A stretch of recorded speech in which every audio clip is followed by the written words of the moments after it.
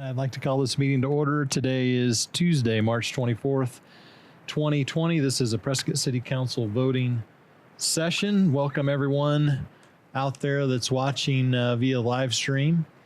Sorry we couldn't all be together, but we're practicing social distancing here at the dais, as well as a few folks that are here in the crowd spread out with us today. So we will move through this agenda, and we do have, if we have any comments during the voting session, we have those via email. We'll read those during the voting session. And for voting, we'll have our clerk go through, because we're spread out in different places here at the dais. That'll look a little different today, but we'll ask the clerk to help us do that alphabetically through the council.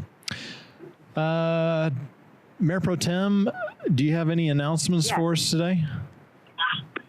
You know, Mayor, I really don't. I know we're going to talk about the census and we're going to talk about COVID-19, but I do just want to say what a great job the city is doing, and you with your reaching out with communication every day, and Michael Lamar and his staff, just a great job. So I really appreciate all the work that everybody's doing.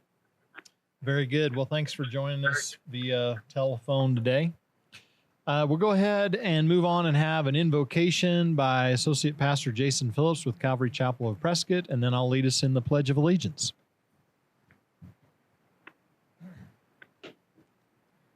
First, would like to say thank you guys for all you guys are doing, and it does not go unnoticed. The city is very thankful. Myself and our church, we're praying for you as individuals. I wanted to share a passage of scripture out of Proverbs 11. It says in verse 14, where there is no counsel, the people fall, but in an abundance of counselors, there's safety.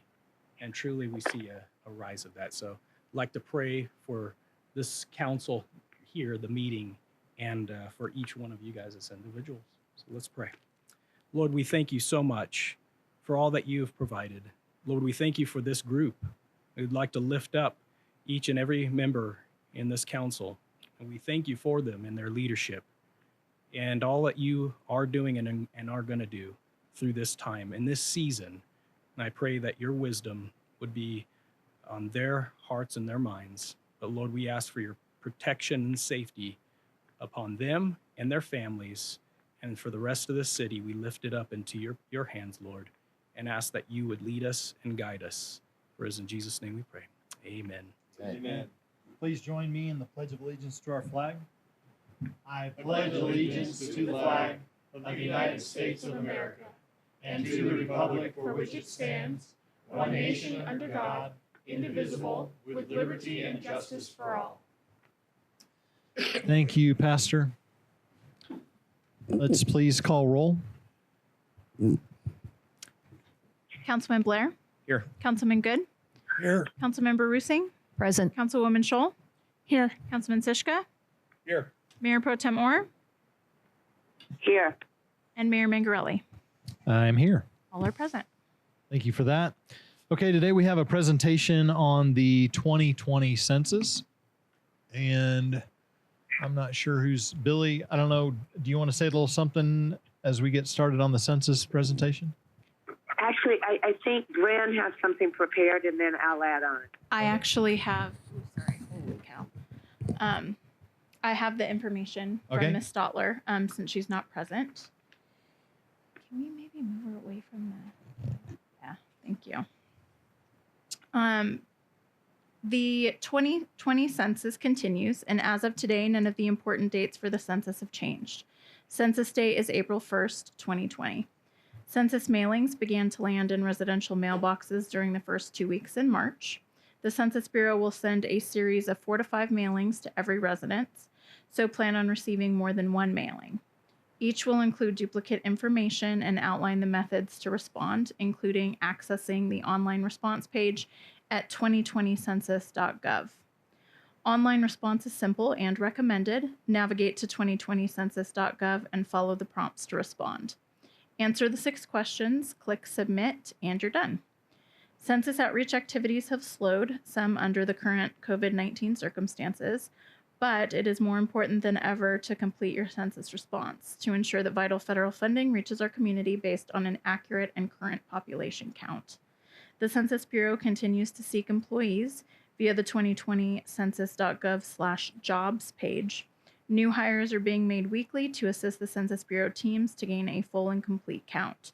Enumerators who are Census Bureau employees designated to make in-person contact in those areas where it is difficult to gain a complete count have been trained in the new public health protocols on social distancing and how to make those contacts in a safe manner due to COVID-19.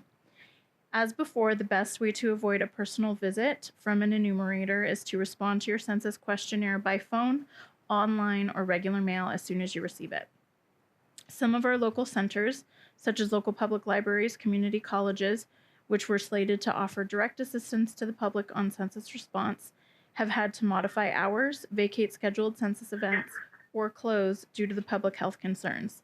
If you need assistance responding to your census questionnaire or have other questions, please contact the Community Development Department at 928-777-1317 or contact Census Bureau directly at 844-330-2020. There is also a wealth of information that is easily accessible at 2020census.gov. Remember, census data is confidential by federal law, and the data of respondents may not be released or published by the Census Bureau for a period of 72 years.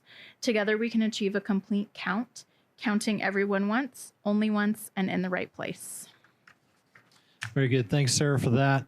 I was at home for lunch, and my wife was actually doing her census today. It's really important that people remember to do the census. I know there's a lot of other things crowding out the message to do our census, but it's really, really important to do that. Mayor Pro Tem, do you have any other comments in that regard? Yes, thank you, Mayor. It's critically important because it's actually $3,000 for every person that is counted, and that's pretty important to the state of Arizona. We know that we've been undercounted for the last two censuses, and one of the largest undercounted groups are children that are 5 and under. And so really critical that everybody take the time, as was read by Sarah, 3 ways to do it. You can do it online, you can call in, or you can mail it in, but please get that done. I did mine. I got another reminder yesterday, and then I'll probably get another reminder tomorrow.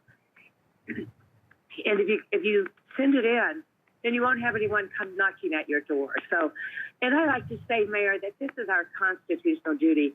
It's actually in the Constitution, and how smart our founding fathers were. So our representation in D.C. is determined by this census. We very likely will get another congressional person due to the census, and we will also use these figures next year for our redistricting throughout the state. So really critical. We passed out about 30 onesies, and I gave Tyler one. I'm hoping he gets to put it on before April 1. Not Tyler, but his little boy. So thank you, Mayor. Again, very important. I'm happy to answer any questions from anyone about this incident at any time. Yeah, Mayor, I've got a question. Hey, Billy. Like we said on the radio this morning, about 2 or 3 days after we got our census notification, we sent in on the internet our census information, and yet we continue to get reminders. Kathy said to me, she goes, well, what's this all about? We already sent it in, and don't they have our information? So are people going to get these reminders whether they have sent in their information on the internet or not? Yes, they will. I think those are predetermined, but they will not get an enumerator at their door. So, I mean, if you send it in, they're not going to send someone to your door, but they will send reminders by mail because the mail is behind getting all of that done. So, okay, thank you. By that, I mean, yes, the online registration is a little far behind. The mail is already scheduled. Just a reminder, so ask everybody, have you done your census yet? So it literally takes 5 to 8 minutes. Yeah, very good. Any other questions or comments on the census? Well, Billy, thanks for your work on this. appreciate it, and we'll continue to get the word out. And while you're listening there, Billy, if you could mute while you're not talking, that'll be a little better for us on this end. I will, and I'm trying to find Facebook online, so, but you guys, I'll find that gradually. Let me try to mute you. Well, don't mute me. Mute yourself. I know what you mean. Yeah. My wife tries to mute me too, but okay. Well, it's good for you. Let's move on to proclamations. National Vietnam War Veterans Day, March 29th. Thank you, Mayor. Unfortunately, due to the restrictions that we've imposed in the city, you'll recall the last couple of years we had quite a few Vietnam War veterans in the chambers here to be acknowledged and recognized for the National Vietnam War Veterans Day and the proclamation that goes with it. So I will be speaking to those veterans and to the residents of the city through our video feed. And with that, we do have the past commander of the American Legion Post 6 with us today, Sherm Scott. Thank you for coming. I'm currently the judge advocate for the American Legion Post 6 and also the senior vice commander for the VFW Post 541, the Bucky O'Neill Post here in Prescott as well. So I'll read the proclamation, which is National Vietnam War Veterans Day. Whereas by an act of Congress signed into law by President Trump on March 28, 2017, the first federal statute to specifically honor Vietnam veterans created National Vietnam War Veterans Day to be observed on March 29th of each year. And whereas on March 29th, 1973, the last American combat troops withdrew from South Vietnam after more than 9 million men and women served in the U.S. military services during the Vietnam War era. And whereas 58,724 men and women died serving during the Vietnam War, and whereas due to the divisive nature of the Vietnam War, few returning veterans were properly welcomed home and honored for their service and sacrifice to the founding ideals of our nation. And whereas the city of Prescott prides itself in valuing its many military veteran residents, and whereas it is only right and proper that the city of Prescott and its residents recognize and honor all of its Vietnam War veterans for their service and sacrifice. Now, therefore, Greg L. Mengarelli, Mayor of the City of Prescott, on behalf of the Prescott City Council, does hereby encourage all veterans to display the flag of the United States and to honor Vietnam War veterans, and does hereby acknowledge March 29th, 2020 as National Vietnam War Veterans Day. So thank all of you veterans, and specifically all of you Vietnam War veterans. Thank you, Mayor. Thank you, Councilman Good, and thank you, Sherm, for being here today to represent our Vietnam veterans, which we have a number of Vietnam veterans here in the city. And on behalf of the council, we're grateful for all of our veterans and our Vietnam veterans, and welcome home. Thank you for your service.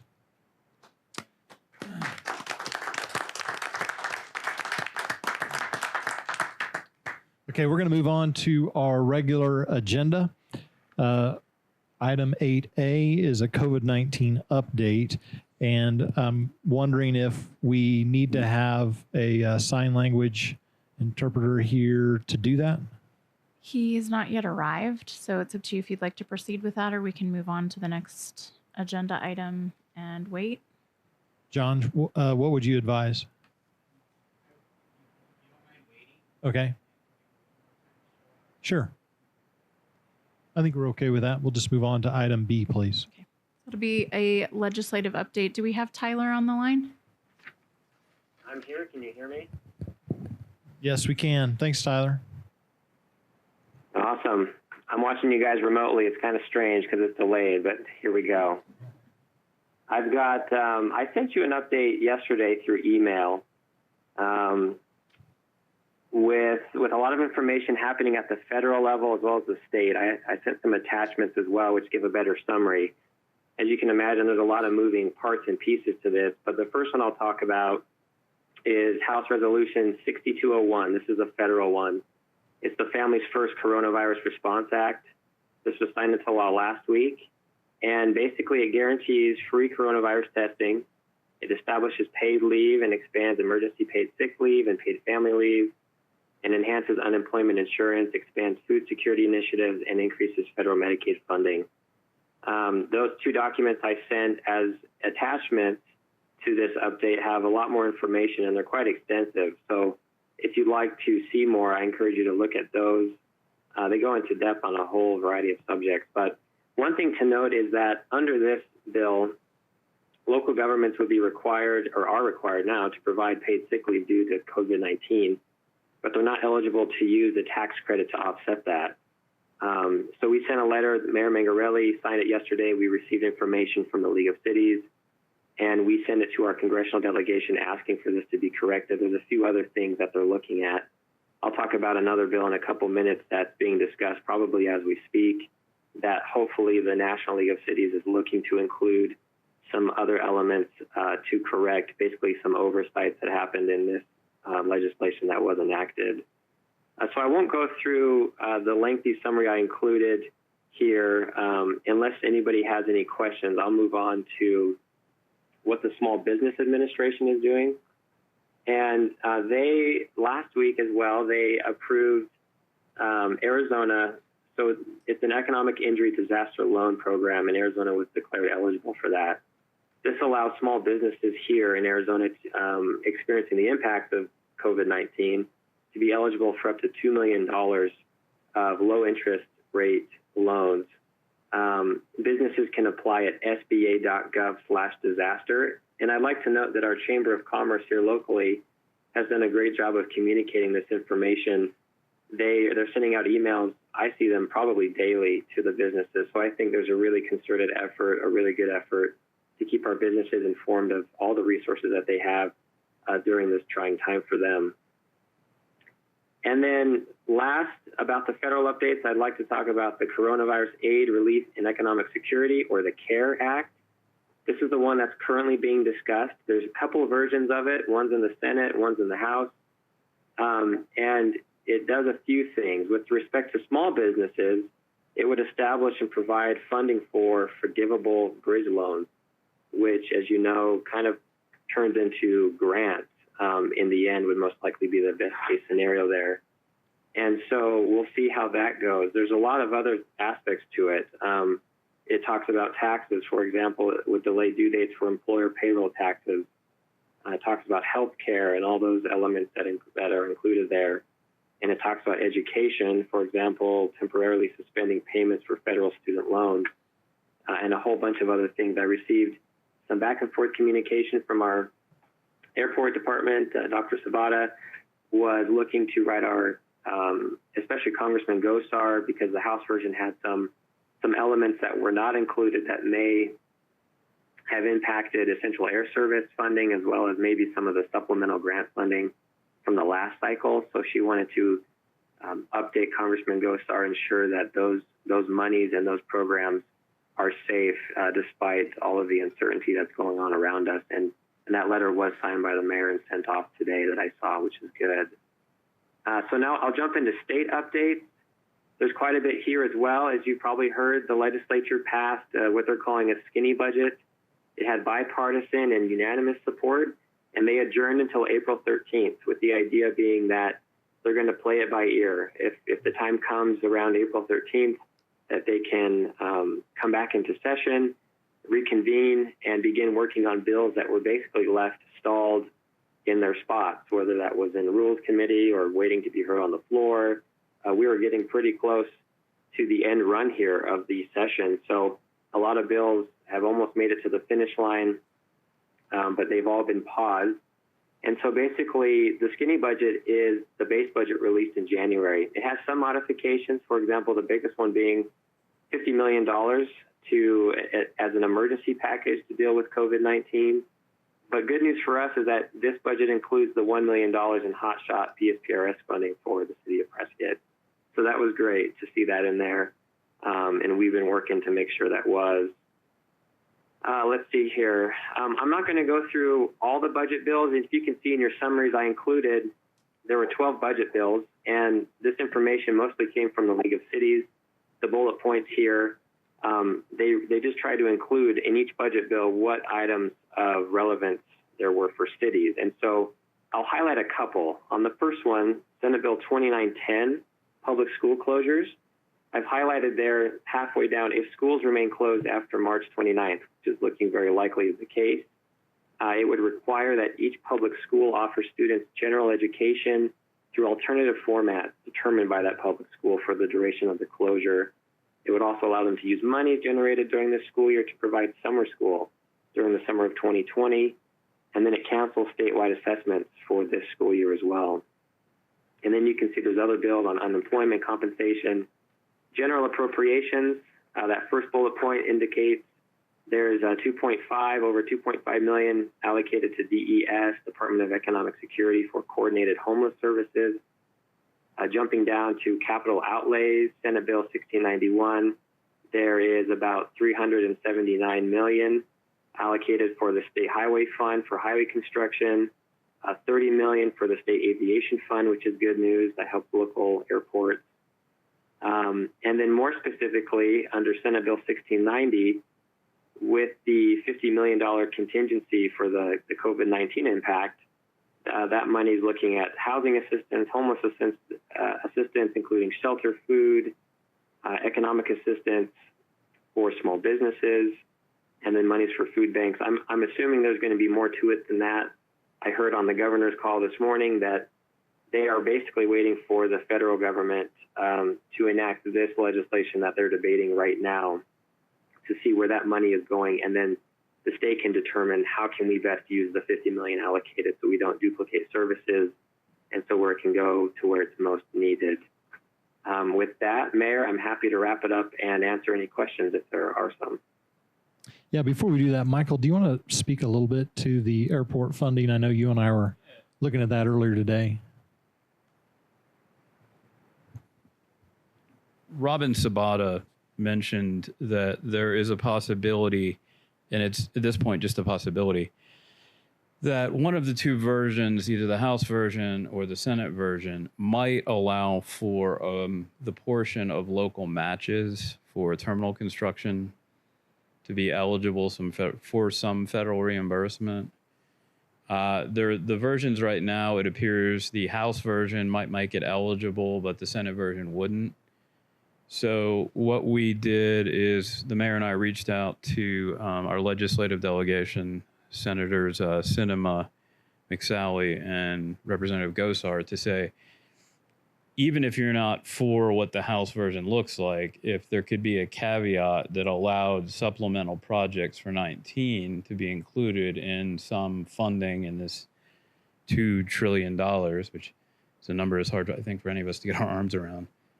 We greatly appreciate it, because that would be money more in the city's pocket, and knowing that going into next year, we don't know what the economic conditions are going to be here locally, us not having to come up with some portion of the $3 million, $3.5 we promised would be nice for the community. So I also saw, Mayor, that you probably might want to consider participating. Senator Sinema's having a town hall with mayors tomorrow, so you could pitch this directly to her as well tomorrow.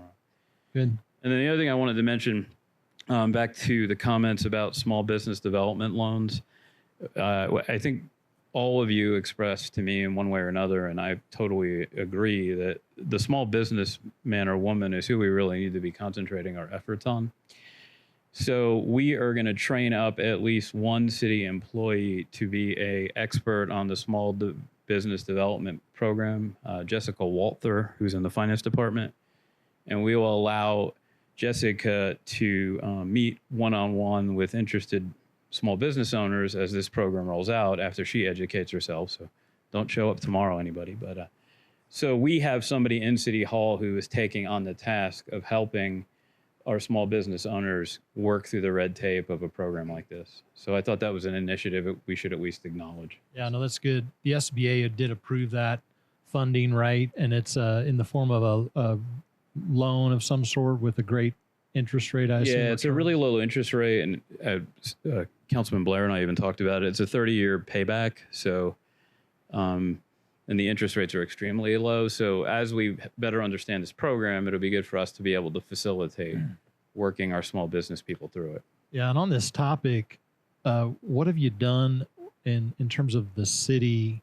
Are you asking folks to contact us if they're having difficulty with their utility bills or whatever on a case-by-case? Yeah, on a case-by-case basis, obviously there's a lot of folks that, even small business owners that are paycheck to paycheck, that if they are experiencing problems keeping the doors open because of obviously the doors being closed, I'm specifically talking about restaurant and bars, I guess, more than anything else, contact us and we will look on a case-by-case basis at what we can do to delay a utility payment, work individually. I didn't want to do a blanket edict because I think when you do something like that, you have all comers.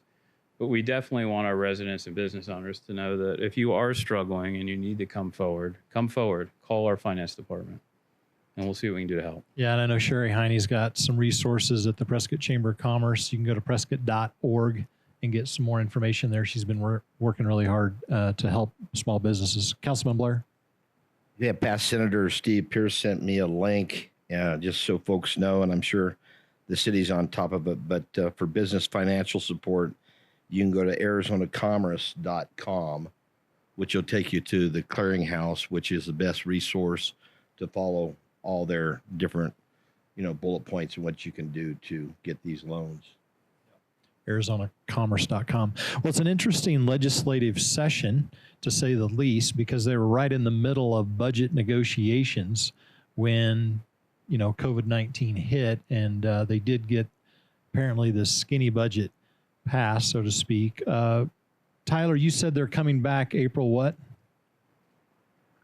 April 13th is the goal. April 13th.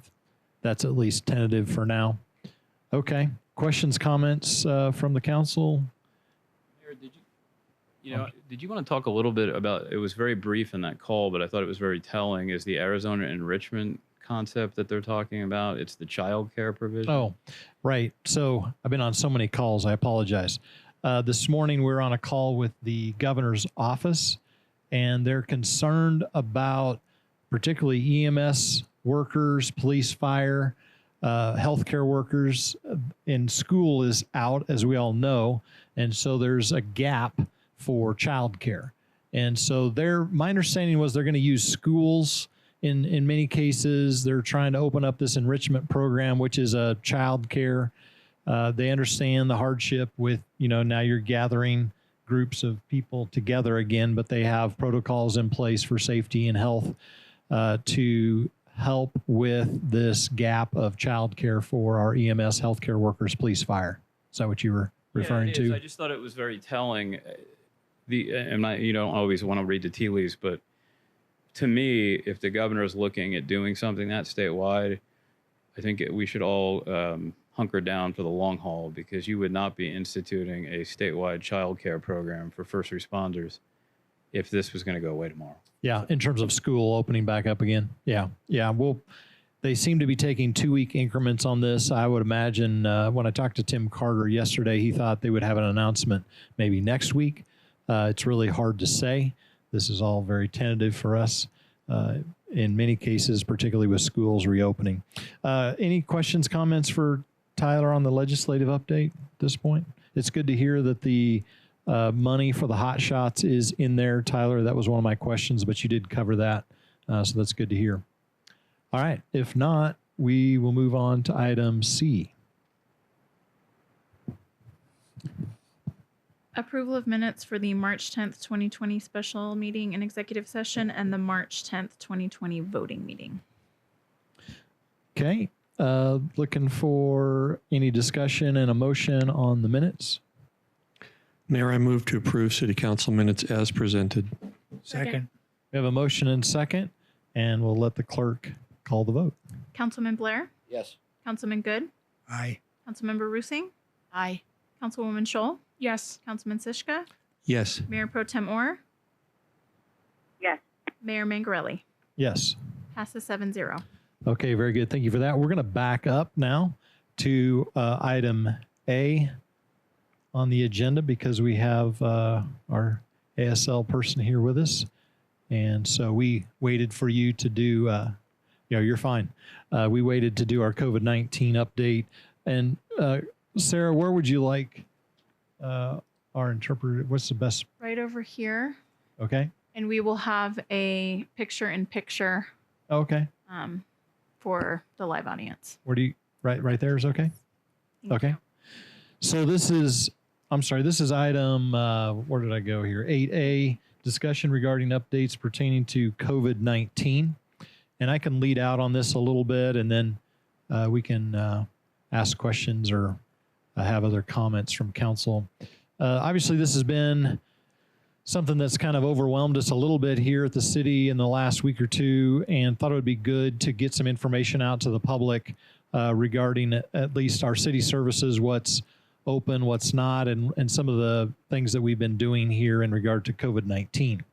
So let me run through some of this. This is on the website, but city boards and commissions have ceased from meeting just because of the CDC guideline regarding 10 people being together in a meeting, although we felt like it was important to have this meeting to continue forward with city business, but we have scaled back what's on the agenda at this point just because of the limited ability to hear from the public. Police, everything is moving forward as normal. The police lobby is closed. Phone and online reporting is offered as an alternative for reporting crimes. Fire, all stations are closed to the public. There are increased sanitization of trucks and surfaces. And the Prescott Regional Communications Center has initiated actions on all 911 calls to provide added questioning of callers as it relates to the current COVID-19 pandemic, as suggested by the CDC. Public Works offices are closed to visitors, but you can call 777-1130 for questions and information, but all essential services staff are operating as scheduled. And let me just say that in terms of essential services, it's important to us that we keep moving forward as much as we can with all essential services. So your trash is being picked up, wastewater's being taken care of, you still have water moving through the system, of course, but with utility billing that's happening, community development is working as normal to keep moving those permits through. We don't want to be a bottleneck here at the city in terms of construction and those building permits. So while some of the services are limited here as I go through this, we want to keep the economy moving as much as we can during this difficult time. Prescott Library is doing a curbside pickup, and that's happening Tuesday to Saturday, 10 a.m. to 6 p.m. Recreation services. This is important. When this first came out, we decided to suspend all of our parking fees and the fees at our trailheads for parking. So we're encouraging people to get outside. So that has happened. As soon as this took place, we implemented that. There is a change here recently, though. We have closed playgrounds just because of the nature of all the surfaces that folks are touching on those playgrounds. And public restrooms are closed at this time. And we do have Joe Baines here with us. Joe, do you want to address the restrooms just a little bit? I know there's some folks that are concerned about those being closed, and it might be helpful to have some more information about why you chose to close the public restrooms. Sure. Thank you, Mayor. Of course, all of these decisions at this time are very difficult decisions we didn't think we would have to make. But first and foremost, the safety and protection of our citizens and our visitors and our employees are really, really important. And as you pointed out, Mayor, with the playgrounds, they are an area where they get a lot of contamination can occur, and they're hard to get off the surfaces. Restrooms, of course, too, are really high on that list. And really, first and foremost was the health and safety of our employees, citizens, and visitors. Second, really having a hard time keeping up with the cleaning supplies that we need to have with the ramped up cleaning schedule that we had. We're anywhere from 2 to 6 weeks out on getting materials, depending upon what those are, hand sanitizer being one of the highest priorities. So really to be able to keep up the kind of pace we would need to keep up to keep the rooms clean as we would like them to be, we would fall behind pretty quickly with cleaning supplies. This is in step with our neighbors, Prescott Valley, as well as Prescott National Forest. We are messaging people to come prepared. So if you're going to go out, make sure that you take care of business before you go out. These are trying times and things will have to change a little bit and behaviors will have to change. But what we don't want to do is be a part of the problem. We want to be a part of the solution. So that's kind of it in a nutshell, unless anybody has any other questions. Any questions for Joe? I just wanted to piggyback. You're nicer than I am. Yeah. The main reason we're doing this is that people won't act like adults. We have people ripping down our hand soap dispensers, stealing our toilet paper, leaving feces on the walls. It's relatively disgusting that you try to treat people like adults, especially during an emergency situation, and we're not having compliance from the community. So I appreciate what Joe's saying, but I'm a little bit more angry that we had to make this decision, but we don't have a choice if that's the case. Yeah, fair enough. Any other questions, comments from the council? Well, what I've been doing, Joe, is just encouraging people, to get outside. I think it's very healthy, particularly when the weather's great, to be outside. There's been a lot of people I know you've seen in the parks and on the trails, and I think that's fabulous.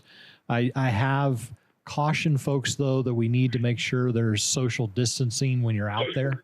I know people love to kind of congregate, but it's important that they know at the dog park and other places to make sure that we have social distancing. So I've been trying to get that message out as well. But thanks for opening the parks up, and it's nice to have those fees waived.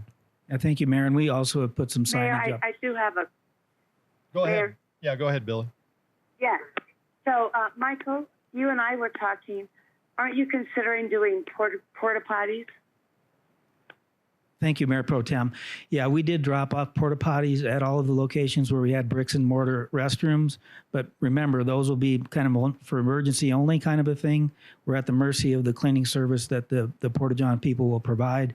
But we thought at least there's an option there if there's an emergency. So we're doing the best we can in a difficult time. And we did also, to your point, Mayor, put out some signage. And really, it's up to people to practice social distancing. If they're showing symptoms, don't be out. Sanitize your hands, things like that, things that the CDC has been pretty strong on. So if people will do that, we'll get through this. Yep, very good. Thank you, Joe. Did that answer your question, Mayor Pro Tem? Yes, it did, and I felt that's a great way to mitigate this issue.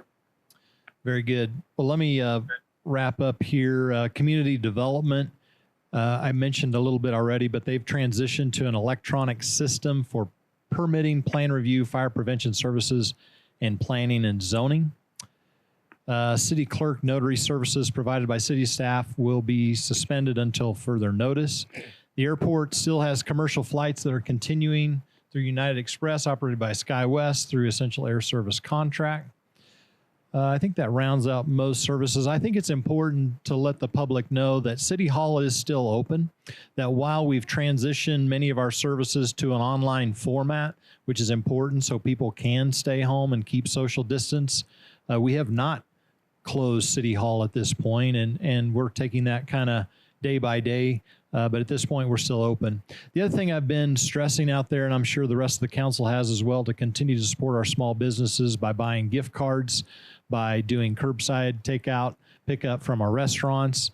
You can still purchase alcohol from the bars on a delivery basis with sealed containers. So it's important to remember these small businesses and get the word out that we carry them through this very difficult time.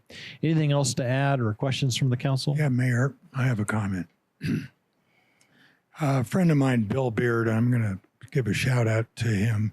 He's a candidate for Pima County Supervisor. Of course, Pima County has experienced substantially more impact of the coronavirus than we have.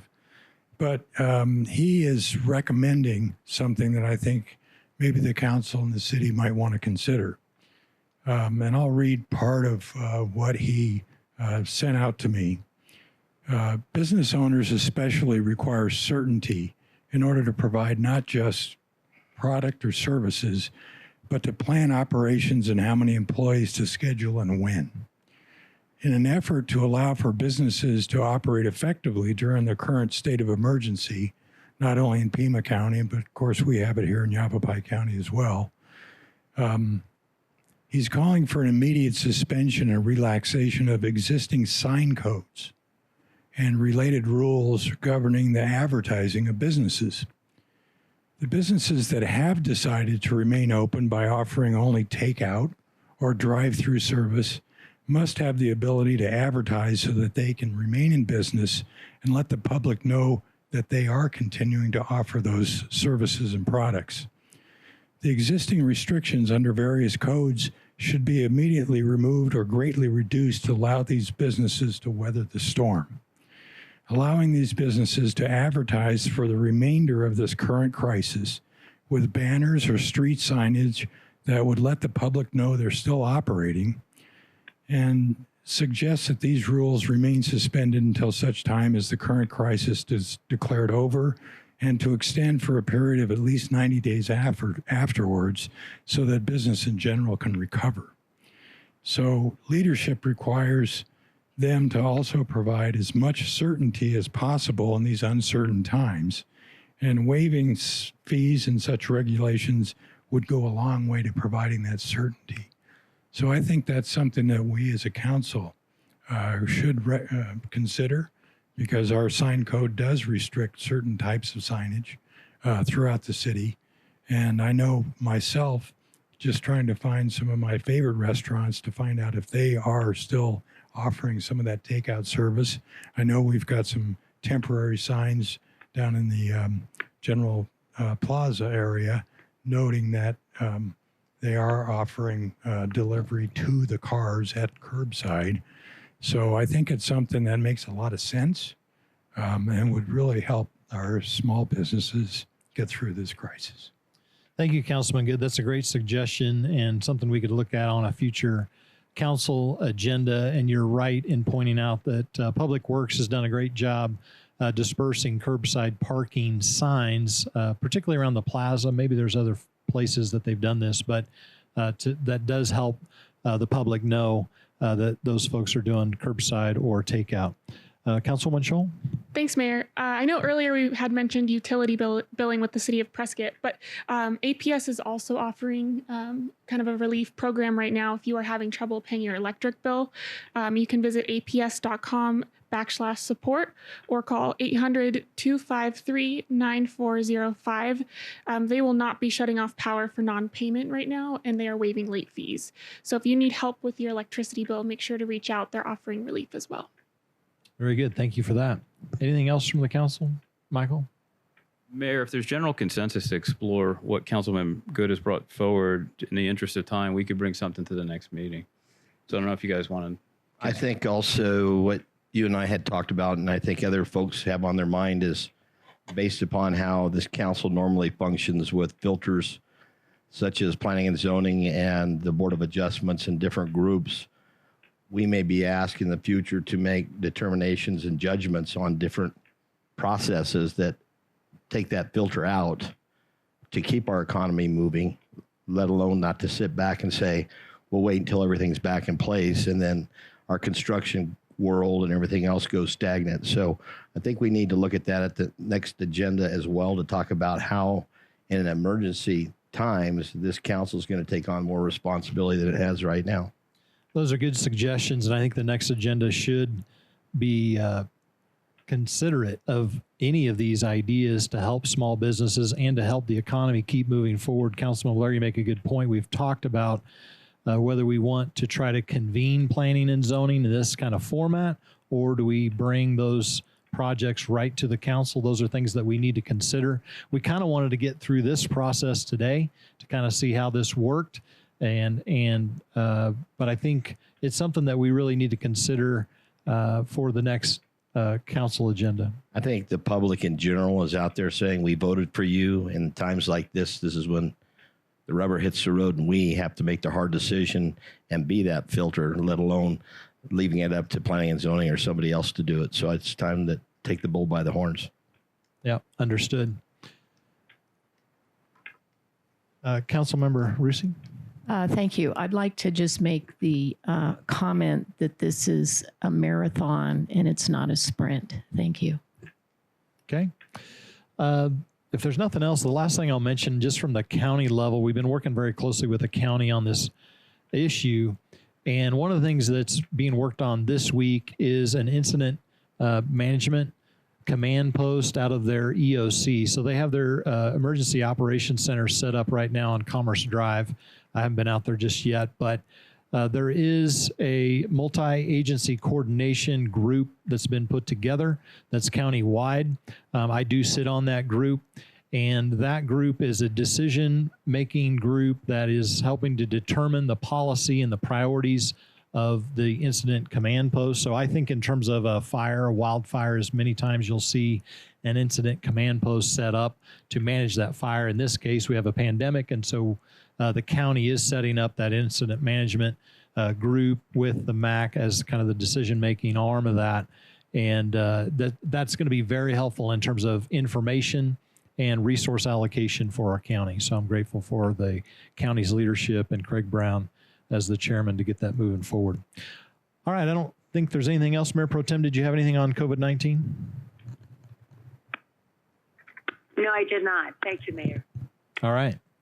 Then seeing nothing else on that agenda item, we'll move. I got to look here closely. Item D, please.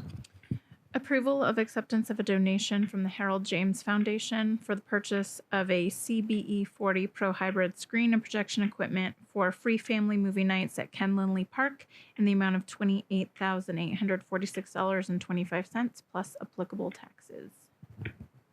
Afternoon, Mayor and Council. Joe Baines, Recreation Services Director. It's kind of nice to bring something positive to you in this time. And this is positive. This is something we've talked about for a few years and have never been able to put the pieces together. What this would be a free family movie night that would start, social conditions allowing, would start May 29th and end on August 6th. So it would be every Friday through the summer. Typical summer break season for the high school students and school students. Really family friendly and free. In addition to the movie, it would also include food trucks, bounce houses, a kids zone. The event will be run by Hero Party Rentals, Ryan Glass.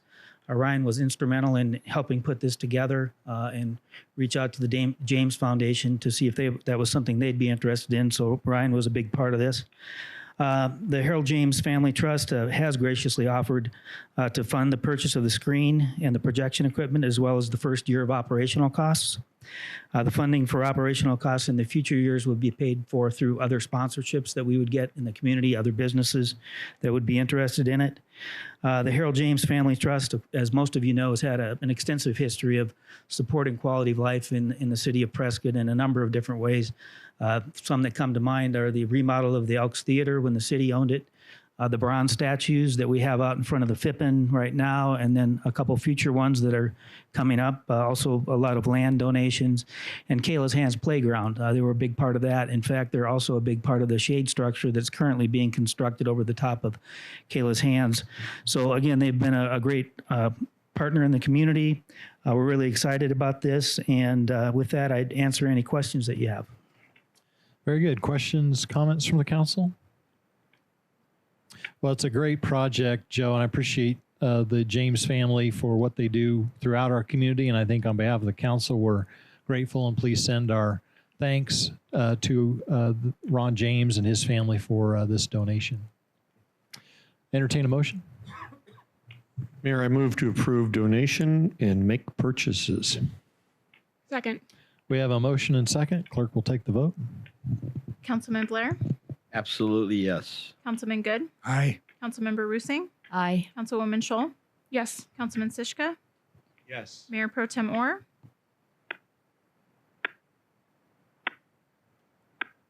Mayor Pro Yes. Tem Orr? And Mayor Mangarelli? Yes. Passes 7-0. Okay, we'll move on to item E, please.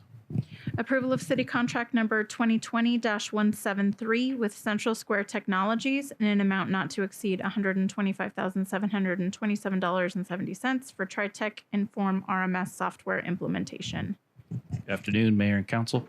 I'm Nate Keegan, IT Director for the City of Prescott. This item is really just a bit of housekeeping with the Central Square CAD mobile software and records management software for PRCC.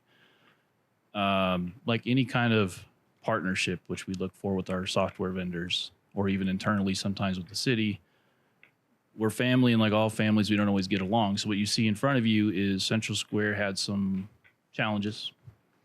We sat on some payments to get them to address those and take proper attention to those items and get them fixed. They did. So we're at the point where we're good to send them the money. We owe them the money. It's a budgeted item.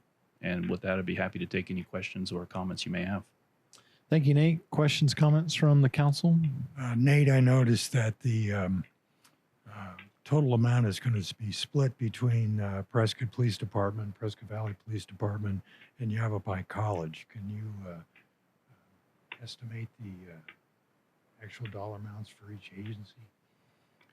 If my math is right, it's about 40% split for Prescott and Prescott Valley, which would be around low $60,000 per, and then Yavapai College would be around $10,000 to $15,000 for that. I would expect the total dollar amount to be less than what is appropriated here by about $20,000. That makes sense to me. Other questions, comments? And clerk, you'll let me know if you have anything from the public on these, I assume. I will. I've not received any public comment. Okay, thanks, Sarah. All right, we'll entertain a motion. Mayor, I move to approve city contract number 2020-173. Second. We have a motion and a second. We'll take a vote. Councilman Blair? Yes. Councilman Good? Yes. Councilmember Roosing? Aye. Councilwoman Scholl? Yes. Councilman Sischka?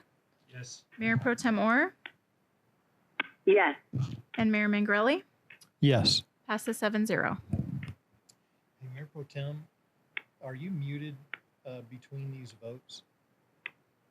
I am. Okay. There's a noise coming across here for some reason. I don't know why. Yeah, no, I am muted. In fact, the reason my last vote was slow, I couldn't find the unmute. No, no worries. Unmuted. No worries. Okay.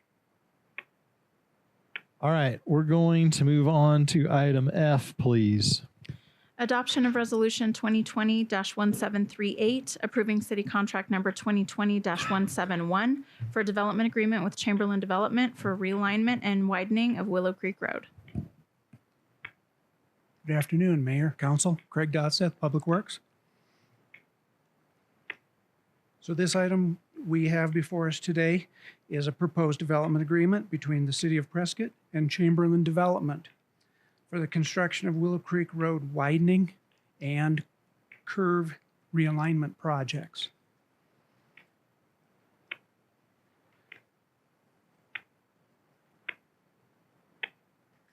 So areas that we're dealing with then here on this exhibit.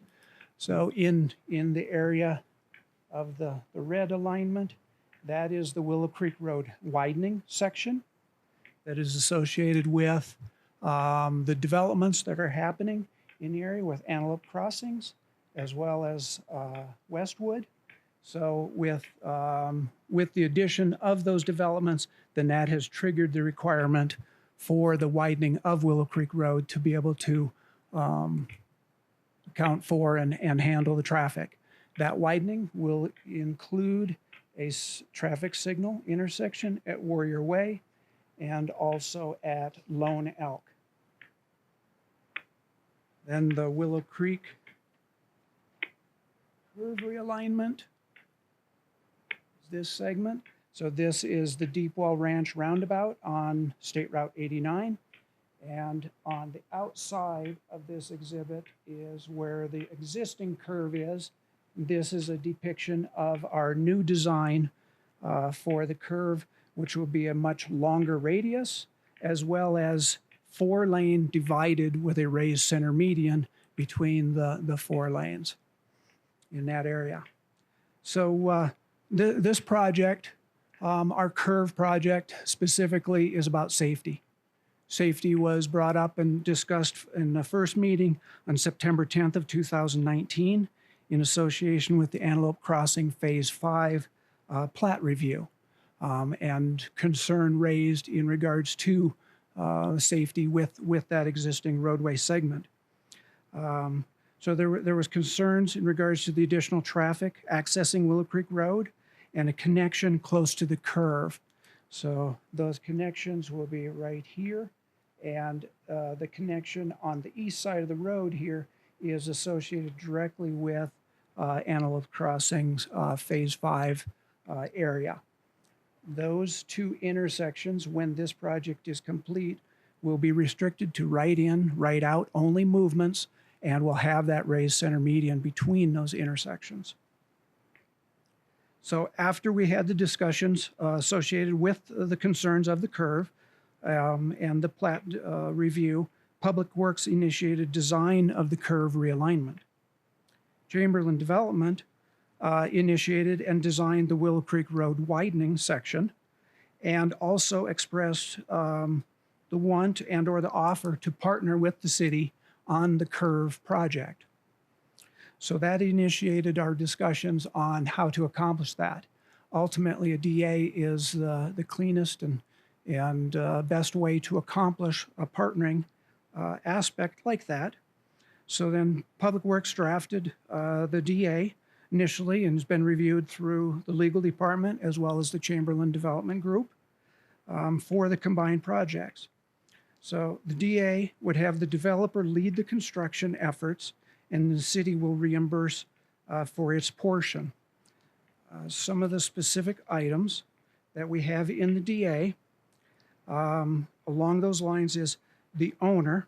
So the owner is Chamberlain Development. The owner shall at owner's sole expense demolish the existing roadway and provide mass earthwork. The owner shall complete demolition, which shall include removal of the existing asphalt and 30,000 cubic yards of export material as identified on the design documents. The owner shall install water and sewer as shown on the improvement plans, sheet C09. The owner shall dedicate additional right-of-way to the city as part of the Antelope Hills Phase 5 final plat for the Willow Creek Road curve improvements, as shown on Exhibit E.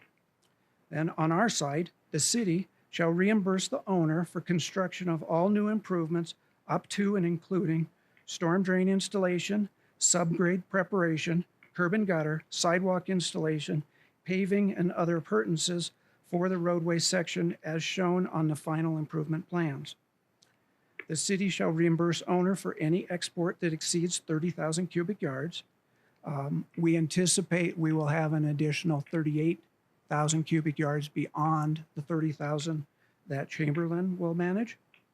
The city shall review and approve costs of construction for the final improvements prior to the owner beginning construction. The city shall abandon rights of ways no longer needed for the improvements to the owner. So that's the kind of the main focus of the DA and the requirements there. Ultimately, benefits to the city associated with that, removal of the asphalt by the developer, then that's an expense that the city will not have to forego.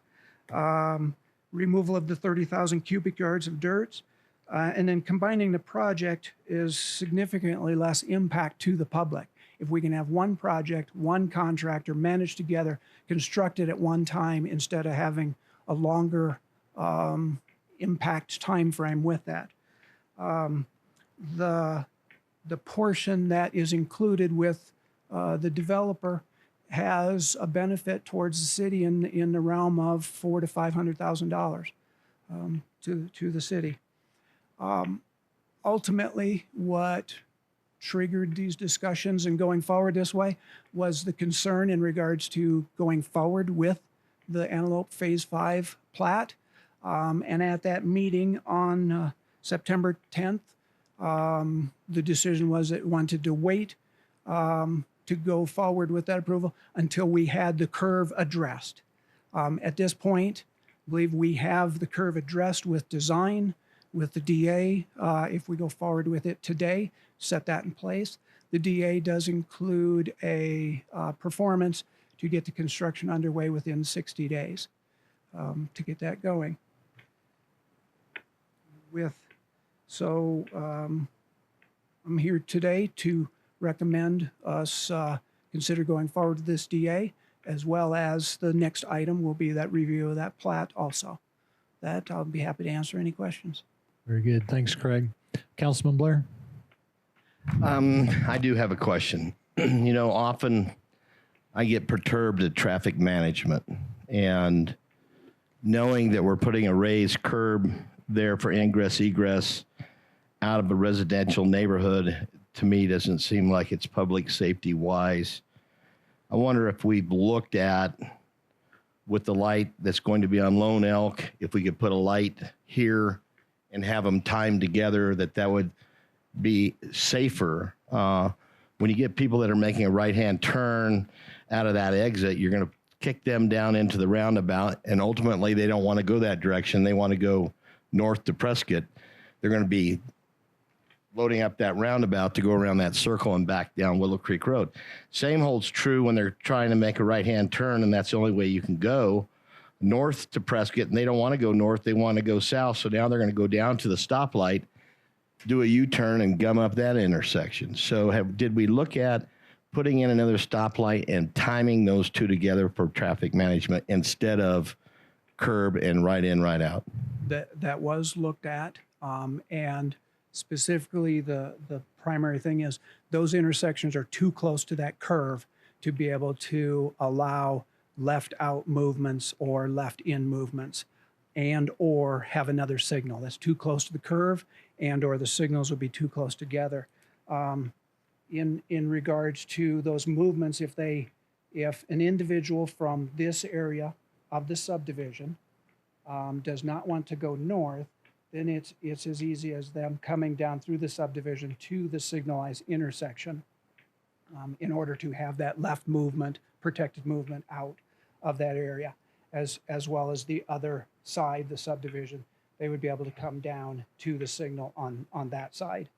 I'm glad you're bringing that up, because in being out there, I just want to make sure that everybody knows that that's an option, and that's why you're doing what you're doing, and that's why you looked at it. Correct. Is that there is a protected stoplight. Yes. Where they can, on both sides, get to that light instead of going to the roundabout and gumming it up or gumming up a U-turn at the other light. So thank you. I like that official terminology, gumming up.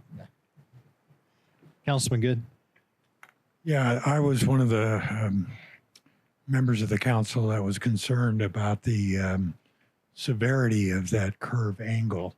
And of course, we knew we had a turned over semi that either wasn't paying attention or was taking that curve a little too fast and ended up turning over. So I think reducing the severity of that's going to be significantly more safe. And taking out the bulk of that mound that restricts sight lines will certainly make it more safe for vehicles that are making that right out of that phase 5, be able to have a better understanding of what the volume of traffic is, in addition to the ones that are coming out of Westwood. So that should be a big improvement. Now, I know you're going to have a raised center divider, and at that point, there is still one lane on each side, correct? No, it will be 2 lanes on both sides. So it will come out of the roundabout and continue with 2 lanes. So when these projects are done, 2 lanes will come from the roundabout, around the curve, and all the way down almost to James Lane. It will be a 4-lane or 5-lane configuration. So there will be like left turns in the center and 4 travel lanes. How much traffic volume is this design expected to be able to handle? Vehicles per day. This is designed for build out by the traffic impact analysis. Vehicles per day. I do not have that number on the tip of my tongue. With that outside curve section, that still will be an easement for the city, correct? There will be a right-of-way that will be cleaned up out. Not out easement, but right away. in this area. This is where the existing right-of-way is. And as we finish the project and then know exactly what's needed to maintain the roadway, then we will do a right-of-way reduction around there, because we don't need and or want a bunch of additional right-of-way there to have to maintain. I'm just concerned about growth in that area with the Deepwell Ranch full build out. And I know it's going to take quite a few years, if not decades, but it certainly will expand the volume of traffic coming through that area, and being able to maintain some expandability, so to speak. If we start to see some real challenges in the amount of traffic that curve can handle, is that being considered at all? We do not have any plans, master plans, documentation that tell us that more than this road configuration will be required in there. Well, it certainly will expand the amount of volume that we currently have, because we only have one lane going through there on each side. Correct. I think if I'm not mistaken, though, that's designed for maximum build out for the population of the master plan. Correct. And the rest of that land is to remain ranching. And that's why it won't need to be any bigger than it is at this build out. Correct. I have seen documentation identifying State Route 89 to have an additional lane someday. Yeah, so if we do get too much traffic on there, then they would just go directly southbound through the primary 89 corridor in front of the airport. That, and there will also be additional major collectors or arterial roads to the west of this, out in the ranch land, you know, way out here. There will be another loop, and that will come from State Route 89 and all the way around. Yes. I have no other objections other than a small amendment that I would suggest we make to the development agreement. Can I bring that up now? Under background, section 3E, where it references the many benefits of this development agreement, including investment, commitment to comprehensive planning, et cetera, et cetera. It also suggests that a benefit will be creating limited quality housing and other uses for citizens of the city.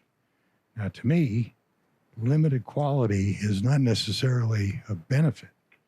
And I've asked a number of our staff, including Matt, yourself, what does that mean?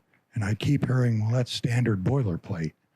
But I would suggest we either delete limited and just state that there will be creating quality housing and other uses for the citizens. Right. We've had that discussion. My guess is like most lawyers, we find a document we like and we go with it. And I think we took this one from the James Deepwell Ranch was particularly a housing development agreement. Now, what does create limited quality housing necessarily mean? I don't know. I think it was a limited meaning a certain number of housing that are quality in nature. However, the whole sentence is generally superfluous for a development agreement that really is looking to create a roadway. So it's not necessary.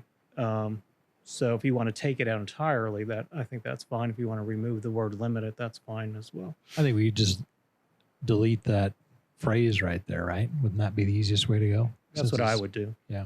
Yep. Well, then I would move that we amend the Willow Creek Road Development Agreement,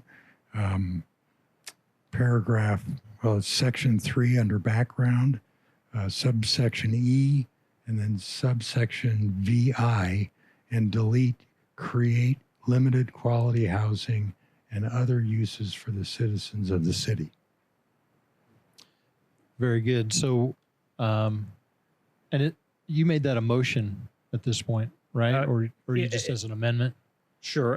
One of the ways you can do it is approve the resolution adopting the development agreement with this specific language Councilman Good Yep. Placed Got on it. the record. Yep.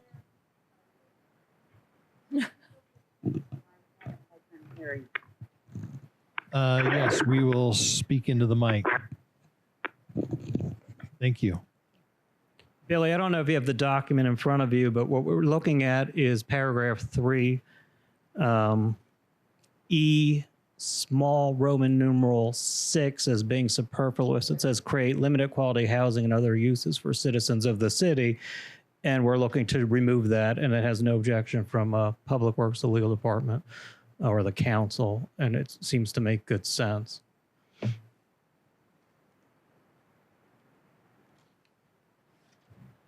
All right. Thank you for that, Councilman Excuse Good. me. Let's go to Councilmember Roosing. Yeah, thank you. I just have a question. How many rooftops, residential rooftops, will this project have at build out? It looks like several thousand. I was going to say specifically to this item, that's in the next item that George is going to be covering. We could. So he has those numbers associated with the plat on the next item. Is that okay if we hit it then? So this is just in relationship to the road realignment, this agenda item, but the next agenda item does speak to the plat, and then we can talk more about the. I was just wondering how many houses this road was, how many people this road was servicing. Again, I don't have that number Okay, specifically. thank you. All right. Any other questions or comments in regard to this agenda item? All right. Then we'll entertain a motion.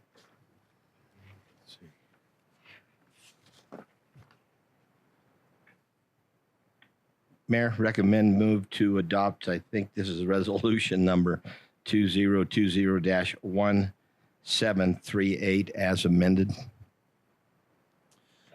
Okay, we have a motion for resolution number 2020-1738 with the amendment from Councilman Good.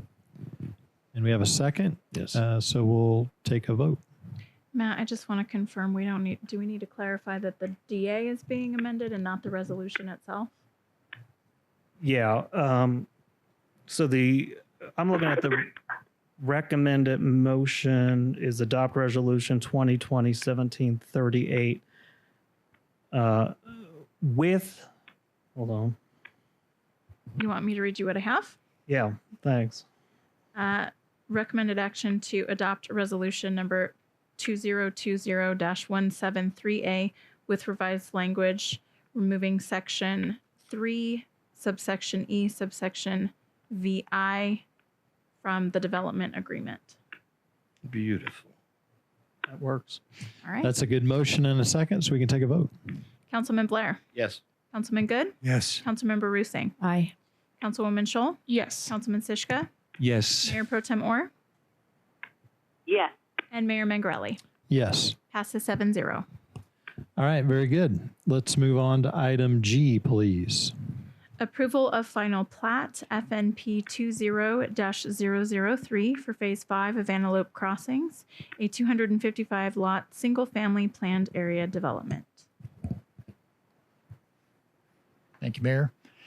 This is a repeat item that you have reviewed previously. I think it's come up a couple of times in your discussion regarding the development agreement and curve.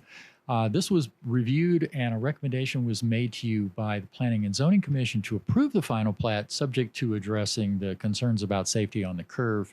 I believe the actions you took back in September clearly indicated that your intent was to get that aligned before we brought the plat to you. With that action just taken by council, I believe we're ready to move forward with the plat. This particular section of the plat is the last platted piece of the Antelope Crossings development. It's phase 5 of 5. This will create 58 lots. As we talked previously with some amendments made, this area was originally intended to incorporate some commercial, but that was prior to the adoption and inclusion of this area in the Deep Well Ranch master plan. So with the master plan development, it allows far more flexibility, including shifting of commercial development elsewhere, which they have done. And this will allow you to move forward, again, 58 residential lots, connection via Amethyst Drive onto Willow Creek Road, just south of the curve. And based on some conversations we've had internally between us and our Public Works Department, it appears that by the time infrastructure is completed here and home construction is underway, the construction of the corrections, the fix to the curve, will be significantly far along or completed prior to any of these houses being completed and C of Os being issued. The safety of the residents of this phase would be accomplished through completion of that curve work. If you have any other questions, I'd be happy to answer. Thank you, George. Questions, comments from the council? Councilmember Rusing? Thank you. Did you hear my previous question? The Public Works, what the residential rooftops are going to be built out for this? Totally within the Antelope Crossing section, that's the 5 phases that this is phase 5 of. You're looking at 255 lots. Westwood across the street has just under 200. It's 180 some odd lots. But overall within the master plan, the maximum number could go significantly higher than that depending upon future development. Without having subdivision plats, it's hard to tell how far that will go. The maximum number allowed under the master plan could be in the range of 8,000 total lots. It's unlikely that we would get to that number based on planning practice simply because we have situations like this where a great deal of open space is required as part of the development. Well, one of my main concerns was the fact that we rezoned commercial to residential, and then I guess we moved it to another part of the planned community. And I just wanted to make the comment, I hope we have plans for services for those thousands of people out there, such as grocery stores, gas stations, and shopping. Do you feel that there's been adequate planning for those out there? Because I see that we've kind of jiggled around light industrial, business, regional, and it's now residential only. So I just wanted to find out if we do have some plans for something other than residential. I see we have a faith-based school out there so far, but anything else planned? The master plan that covers the, excuse me, I'm not talking into the microphone. The master plan that covers the entire area has a great deal of flexibility in its design. It allows for shifting of commercial from one place to another, depending on proximity to adequately designed intersections. Commercial wants to be at traffic signals. That's where you want it. It doesn't want to be at roundabouts. One of the things that we saw here was the piece that's been changed to allow this additional phase was an area that would have had very limited access, so not Correct. conducive to commercial. There are a number of other intersections south, further south than the drawing I have up here, that will allow for high volumes of traffic at signalized intersections that are perfect for commercial development. We anticipate that they would occur in those areas further south, closer to major traffic routes and major intersections. The master plan has more than adequate ability to accommodate the commercial needed for the residential development. Okay, thank you. Other questions, comments from the council? Any public comment, Sarah? No, Mayor. All right, we'll entertain a motion. Mayor, I move to approve FP 20-003. Second. We have a motion and a second. Let's take a vote. Councilman Blair? Yes. Councilman Good? Yes. Councilmember Rusing? Aye. Councilwoman Scholl? Yes. Councilman Sischka? Yes. Mayor Pro Tem Orr?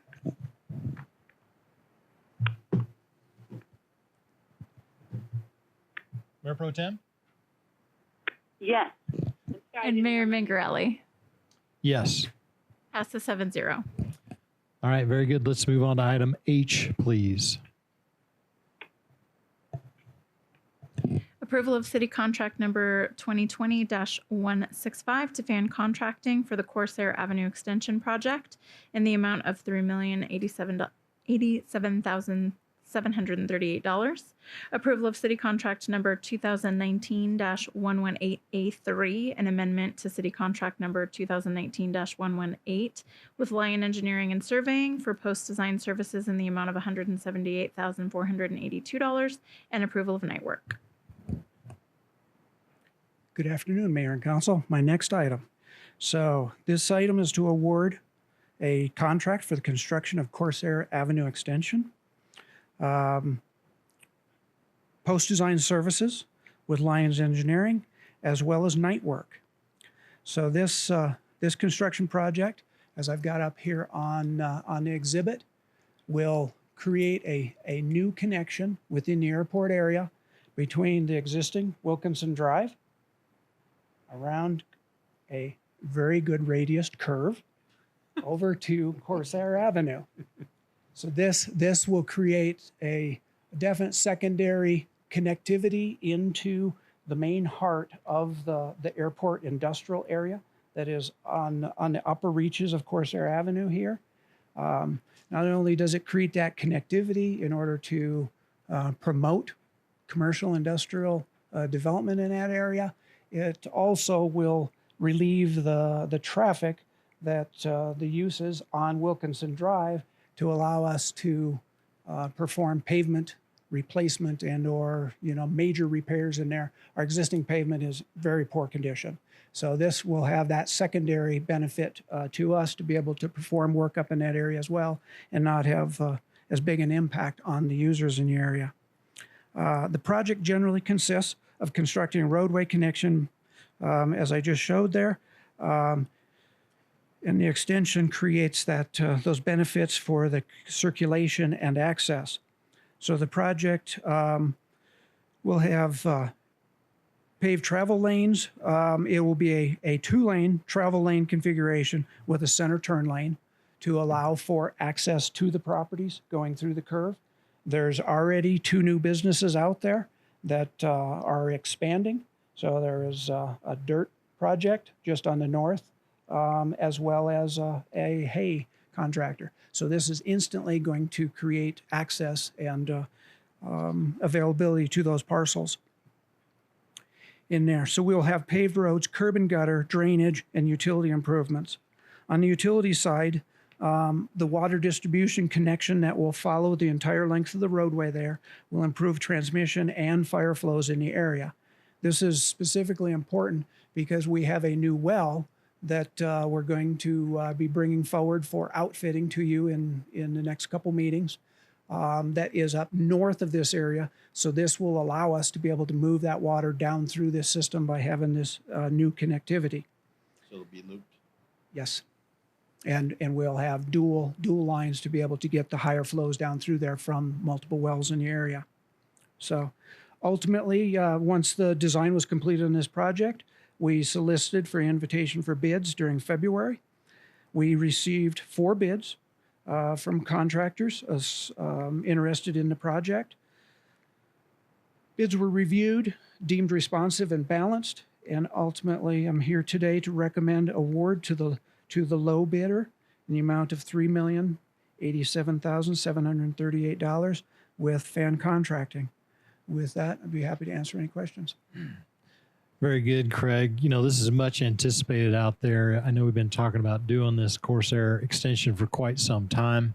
And you're right, it's really going to help the industrial complex around the airport.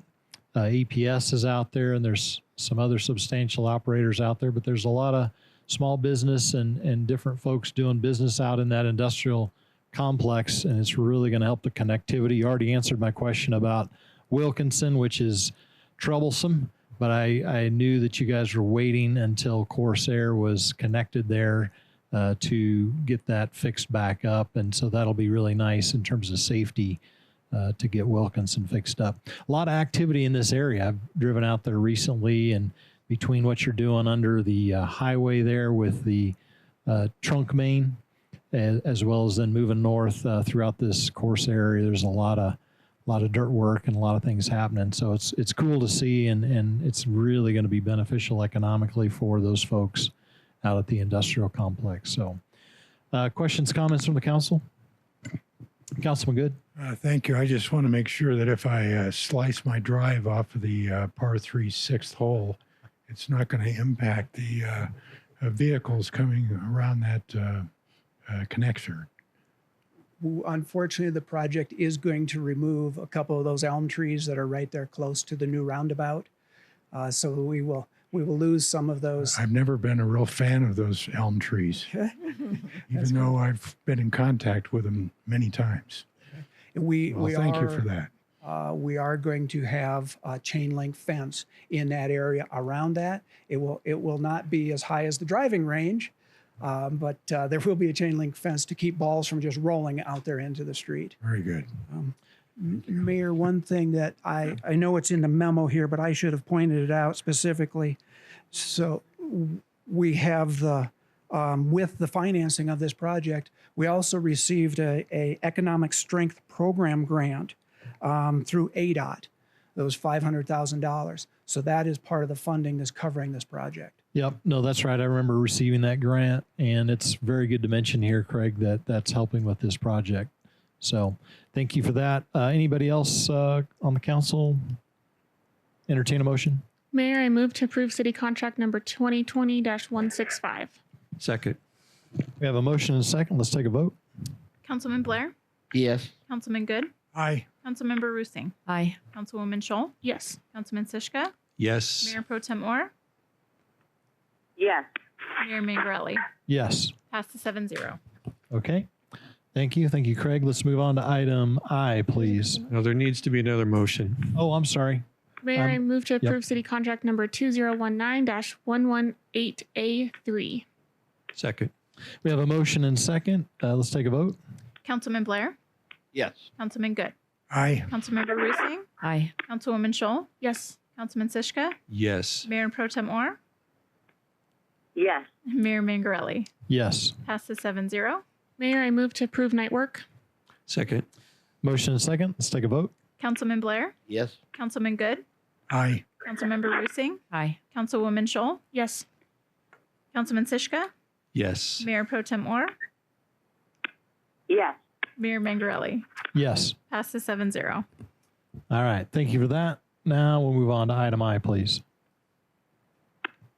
Approval of city contract number 2020-172 with capital improvements for the Cliff Rose subdivision water main replacement project in the amount of $817,885. Hey, hello again. Next up, we have the item is to award construction contract with Capital Improvements LLC for the replacement of water main within the Cliff Rose subdivision. Specific items associated with this expresses that the existing PVC water main is being replaced with ductile iron. So some background is utilities records and evaluates water main failures. This mainline project then was developed in response to an increased number of failures on the existing system. So the existing system is only 34 years old, less than half of the time frame that the system should serve the community. The existing 8-inch PVC water main in the area is prematurely failing and at the end of its service life. Again, with this, upon identification, need for this replacement, we initiated design. Once design was complete, the project's been advertised during February. We opened bids in March and received qualified bids from 3 contractors for the project. The bids have been confirmed. Capital Improvements LLC verification of license, bonding, references, and past performance was checked. The bid has been deemed responsive and balanced. Funding is available within the water fund. With that, recommend approval of the contract for $817,885 is recommended. Happy to answer any questions you have. All right. Thank you, Craig. Questions, comments from the council? Councilmember Rusi? Oh, I would just like to say that finally we're replacing that water main. I've been in contact with the residents on Marvin Gardens, and apparently it has broken at least 8 times before it was deemed to need to be repaired. And I was just wondering if in the future, do we have a protocol as to how many times a water main has to break before we decide to replace it?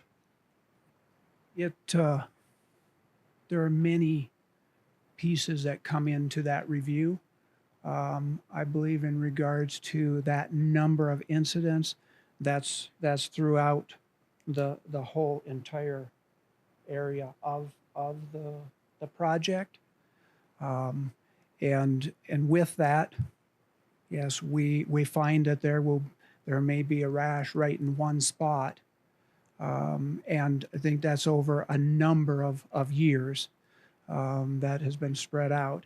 So definitely what has helped trigger this just recently in the last 2.5 years is a number of breaks then that were going all the way down through the longer neighborhood. Some of those breaks have been expressed. We're in a cluster right in one area over here on Boardwalk. So yes, through our maintenance management program, every work order that's identified, any type of work that's done is tracked and then followed for that. Plus, we always have to balance total system needs to be able to identify and program when we are able to do projects. Well, I'm glad to hear that we're replacing it with ductile iron, because I believe from our previous conversations, ductile iron has a 90-year lifespan, and it will save the taxpayers a lot of money. And are we requiring ductile iron in the new subdivisions that are going in? Yeah, by our current general engineering standards, PVC is still an option to be used through alterations and modification process. So anytime there is an alteration modification submitted for consideration, then our staff looks at where are we? What is the surrounding area like? What is the geology in the area? When we are in rocky areas like Cliff Rose, if we got one of those requests today, no, we're denying those. When we are in areas where there are better soils, not the extents of rock like there is in the Cliff Rose area, then currently PVC is being accepted. However, as the year goes on, we're going to be bringing general engineering standard revisions forward to be considered. So that is something that can be discussed with those documents. And also, isn't it important the material used to backfill the trenches around our piping?